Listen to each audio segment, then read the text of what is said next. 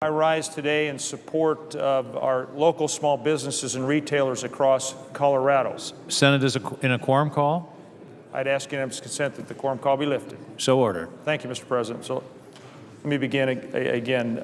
I rise today in support of our local small businesses and retailers across Colorado, and I'd like to think across our great country.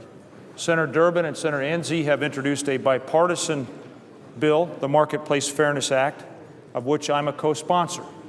And it would level the playing field for businesses located in Colorado by requiring out-of-state online sellers to collect and remit the same local and state sales taxes that they have to pay.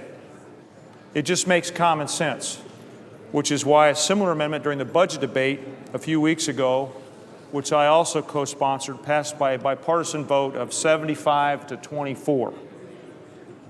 The Marketplace Fairness Act is about achieving equitable treatment for all sales so that businesses with a physical presence in Colorado, employing Colorado workers, and living in our communities are not at a competitive disadvantage with out-of-state businesses that sell products online. Now, Mr. President, online marketplaces have created great companies and innovative ways of doing business, but federal laws fail to keep pace with the development. Senate will be in order. Senator from Colorado. Thank you, Mr. President. So again, we've had a lot of innovation in the online space, but federal laws failed to keep up with the pace of online sales. Back when trading posts and local markets were the most prevalent places for consumer goods, you didn't have to worry about out-of-state sellers. Today, though, nearly 1 in 10 sales occur online. Because of these online sales, we now have two inequitable forms of treatment in the marketplace.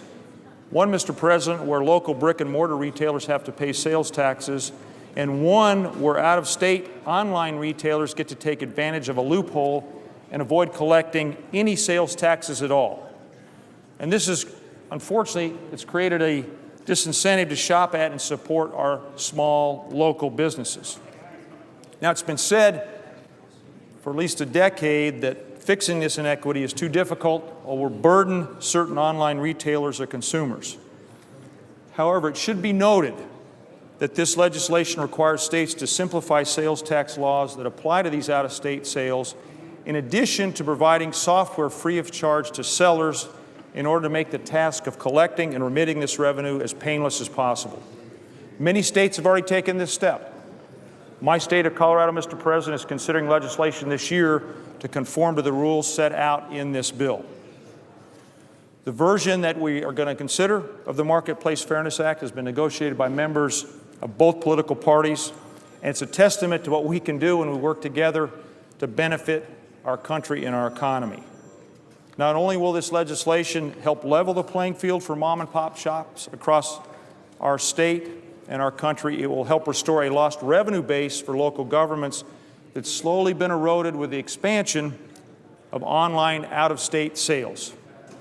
Most Americans know that these common sense, fair taxes support our schools, police and fire departments, and other critical local services. At the very least, I think we can all agree that we do not want to penalize Main Street retailers for creating jobs in Colorado communities, which is why this bipartisan bill is so important. Mr. President, I look forward to voting for the Marketplace Fairness Act and encourage all of my colleagues to do the same. Again, I want to acknowledge my colleague from Minnesota for yielding me the time. Mr. President, I yield the floor.